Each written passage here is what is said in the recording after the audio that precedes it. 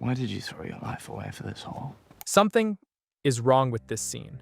Instead of shouting and raging, Prince Aryan calmly asks, "Why did you throw your life away?" He just got punched in the face by a Hedge Knight, so why isn't he angry? Because usually, when someone attacks you, your ego kicks in.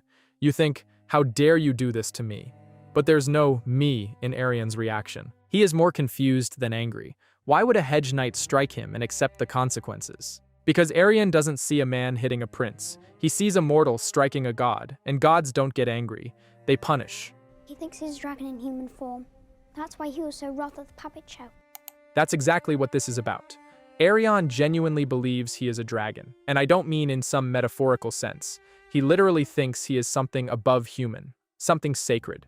When Aegon conquered Westeros, his claim was simple. He had dragons, and that gave him the right to rule. The entire Targaryen dynasty exists because people accepted that Targaryens are different. And once you see that, every single thing Aerion does starts to make sense. Just look what he says about Tanzil and the puppet show. She's scarcely worth it. It's a traitor. The dragon will never lose. When Aryan sees the puppet show, he sees them as heretics. It is more insulting than a rebellion. What they perform is a sin. That's why he isn't actually angry. Instead of taking it as an insult, in his own mind he judges them like a god would. So when he breaks Tanzil's finger, he's doing what's supposed to happen. The same way there are consequences for disrespecting any god in any religion. It's just how things work. And there's a twisted logic even in how he punishes. Tanzil killed the puppet dragon with sword on her hand, so he breaks her hands. Dunk knocks out one of his teeth, so he wants to break Dunk's teeth. It's not random violence. In his mind, it's justice. And when Egg comes to Dunk's rescue, Aerion's first reaction tells you everything. You impudent little wretch. What's happened to your hair? I cut it off, brother. I didn't want to look like you. Look at what he asks his brother. He shows up in the middle of Aerion beating and punishing people. And the first thing Aerion asks about is Egg's hair. This man is so consumed by the idea of being a dragon that the first thing he notices is Egg's silver hair is gone. The Targaryen symbol, the blood of the dragon, and it almost makes him angrier than the puppet show. Because to Aerion, being a Targaryen is sacred. It has to be shown. It's proof that you are superior. Aerion himself wears fancy clothes and armor. His nickname is Bright Flame because of the colorful, distinct way he presents himself. He makes sure you know what he is at every turn. So when he sees Egg without the silver hair, he takes it almost as personally as watching a dragon die. A Targaryen hiding what he is might be the biggest insult Aerion can imagine. The outcome of this scene would be much different if Egg didn't interfere, but even when he forced to step back and accept a trial, he never stopped seeing himself as the judge. A trial of 7.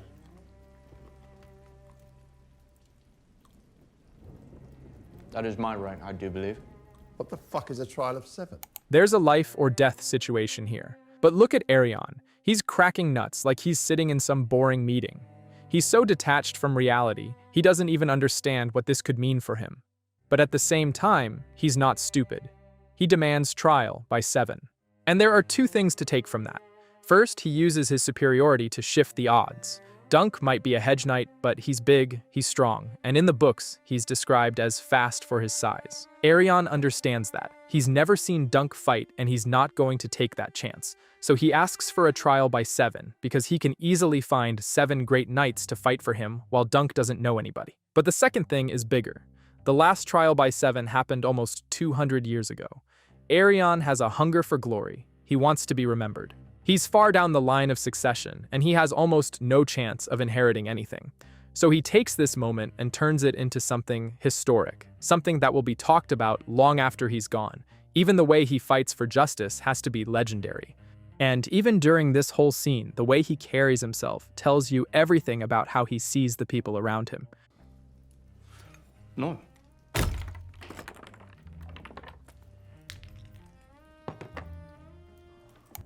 This one-hand gesture says everything. A lord, a knight, a peasant. They're all the same to Aerion. There's only dragon and not dragon. That's the only distinction that exists in his world. And in the end, his story ends exactly where this idea takes him.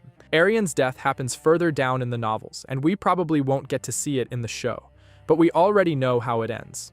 Maester Aemon says dragon dreams killed every one of his brothers, and in Aryan's case, he drank wildfire because he believed it would turn him into a real dragon. There's a real sickness here, and it all comes from the same place. Dragon dreams, prophecy, and magic. Targaryens have prophetic dreams. It's real. Daenerys the Dreamer saw the doom of Valyria before it happened and decided to move Westeros. Daenerys had the same kind of dreams before he walked into the fire and get out of with 3 dragons.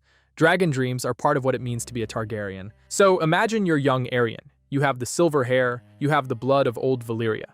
Your ancestors rode dragons and conquered a continent. And then you start dreaming of dragons. Real, vivid dreams that feel like truth. What are you supposed to think? Nobody around him can tell him he's wrong, because the dreams are real. The blood is special.